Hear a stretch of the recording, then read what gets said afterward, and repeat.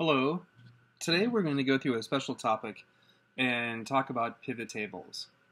So what is a pivot table? A pivot table is essentially a technique for summarizing and manipulating data stored in a table in projecting out different views or rotating different views of that table along multiple dimensions.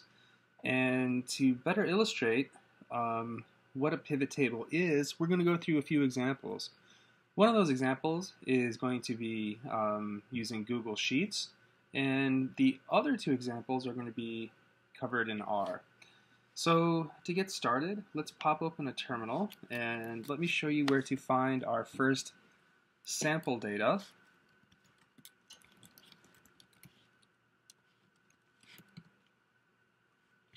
So if you head over to the DAT6102 directory, there is a file called sales.csv, and it's that file that I'm going to be using for the remainder of our first example. So I've already loaded that into Google Drive, into my Google Sheet, and so this is our first CSV in a spreadsheet. So you'll notice the tables here are the columns here are sales, cost, category, product, sale date, quarter, year, sales rep, region, and state. In fact, I'm not sure where this file came from. I think it used to be available on the Microsoft website under their examples, but I'm not sure that this one is available anymore, but this is the one we're using nonetheless. So, yeah, how to create a pivot table. Let me close this table and start over.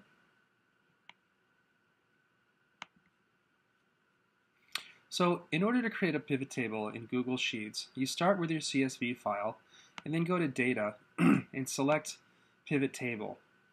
And that's going to open up a new sheet in your Google spreadsheet. So what we're going to do here is we're going to add some rows and add some columns, and then I'm also going to add some values here. So let me show you what that looks like. In the first row, I'm going to add, we're going to look at sales for different years and different quarters in that year, and we're going to look at different regions and different states. So here we go. So the first row that I'm going to add is year. So I have these years, 2005 through 2008. And then we're going to add, I'm going to add another row, and I'm going to add quarter. So you'll notice now that it's populating from our CSV file, 2005, 6, 7, and 8, quarters 1, 2, 3, 4 for all those years. Now what I'm going to do is I'm going to add some columns. So for the column, I'm going to add region, and that's going to give us Midwest, Northeast, South, West, etc. And let me also add another column. I'm going to add state, like so.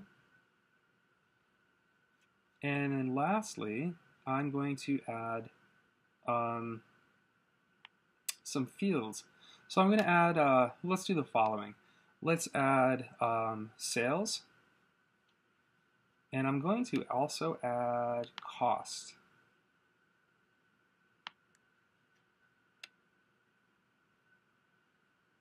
So you'll notice what's been done here. Let me close the report editor now, or at least try to minimize it.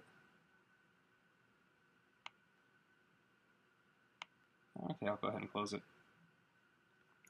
So you'll notice what I have here now is a report that's been generated where I've drilled down through my data along the date, the year dimension, and the quarter dimension, and I'm projecting out along the region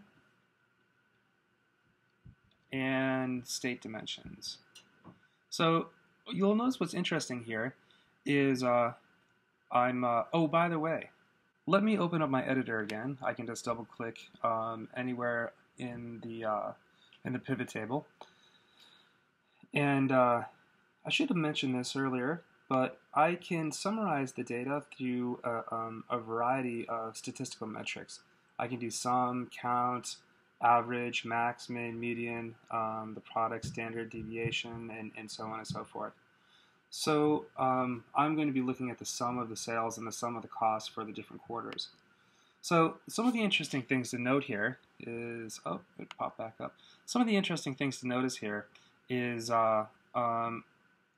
I'm getting the grand total over all the quarters for every year. That's very nice. So I can get, for example, the sum of the sales in Illinois is this, the sum of the cost in Illinois is this, the sum of the sales and costs in Indiana, Michigan, etc. And then I also get as columns my Midwest totals. Now that's very helpful as well. And then in this field, in the intersection of the region total and the year total is the total for the total sum and the total sum of sales and the total sum of costs by region by year. And for example, I now have the Northwest totals. I'm sorry, the Northeast totals, the South region totals, and the West totals, and so on and so forth. So this is an example of how to prepare a pivot table from a CSV file, and it's actually really easy to do in a spreadsheet. It takes a little bit more effort to do this in SQL or to do this in R. So, well, let me show you how this might look in R. In R, the functions that we're going to be using, we're going to use 4 functions, or 5 functions rather: filter, group by, summarize, melt, and decast. So let's move over to RStudio, and I have a script prepared here to basically go through the examples for us, and it's called pivottables.r, and this will also be in the DATS directory, the DATS 6102 directory. So, okay. To get us started, we're going to be using some libraries which we haven't used before in class. That's going to be Reshape2 and dplyr, or dplyr. And you can go ahead and install those packages if you don't have them already. And if you do, just go ahead and call these libraries. So first things first, I'm going to just run this script. I'm going to load the CSV file as a data frame into R. So let me run this. And once I've done that, I can go to my environment and I can look for demo.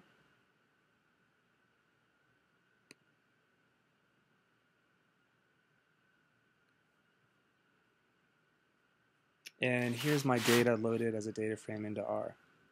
Okay, so far so good. And the next thing we're going to want to do is group that demo using the group by function by year. So I'm going to save that as a group variable. Let me run that line. So group is going to look like the following. This is my group table, group by year.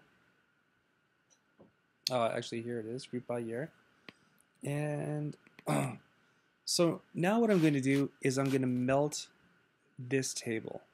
So what does it mean to melt this table? Well, what I'm going to do is I'm going to create from a wide table with perhaps many columns.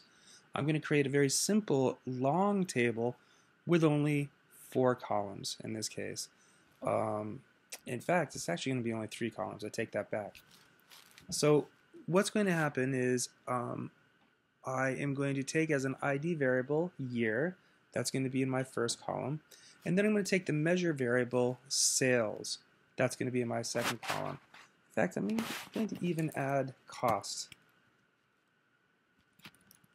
So now what it's going to do, it's going to take the table that I started out with that originally had 12 columns, I believe, and it's going to create a smaller table, or at least a table with a smaller number of columns. It will stack sales and cost right on top of each other. So let me run this and show you what it looks like. Okay. So let me just use the head function so I don't show you all of it, because it's actually going to be a very long table now, this new melted table. So again, like I said, it's going to be using the year as the first column. Ignore the sequential numbers here. It's going to be using the year as the first column, and then sales is the second column, and then the value of sales as the third column. And of course, if I scroll down even further, I'll show you the entire table.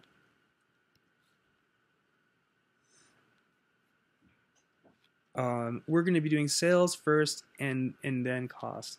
In fact, actually, let me pull the viewer up here. This will give you a better perspective. Let's keep going here. Let's go down a little bit further. So this is what's meant by melting the table. It's taken the independent sales column and cost column, and it's stacked them as one large column. So now that the table's been melted, now what we want to do is recast that table into a form that we want. So how are we going to do that? So remember, we use the year column as our ID, and we use sales and cost as our measure columns. These are the two columns that are going to be stacked on top of each other, essentially converted into one large column. And then what we're going to do is we're going to recast that melted version of the table, and I'm going to use year and quarter as my y-axis, and I'm going to use region and state as my x-axis. And the function that I'm going to use is, well, so now what I'm going to have is an intersection between year, quarter, and region and state. That intersection has to be replaced with a single number. So I have to aggregate those values, those individual values, into a single number. And I could use sum, or mean, or median, or max, or min, etc. But to be consistent with the other example, I'm going to use the aggregate function sum. Oh, and then lastly, so there's a new value here that we haven't seen before, value.var. So we've looked at measure.vars and id.vars. Now we have a value.var. So what's value.var? If I use head to look at my demo, I see that I have, again, the year in the first column, the variable, which is going to be either sales or cost, in the second column, and the value that they take on, that's going to be the value. So what I'm going to be doing is I'm going to sum over, for all regions and all states, I'm going to be grouping them together and summing over the value, which either is going to be sales or cost. Notice the generic use of the term value, by the way, because value is going to take on more than one meaning. It could be the value for sales, the value for cost, and so on and so forth.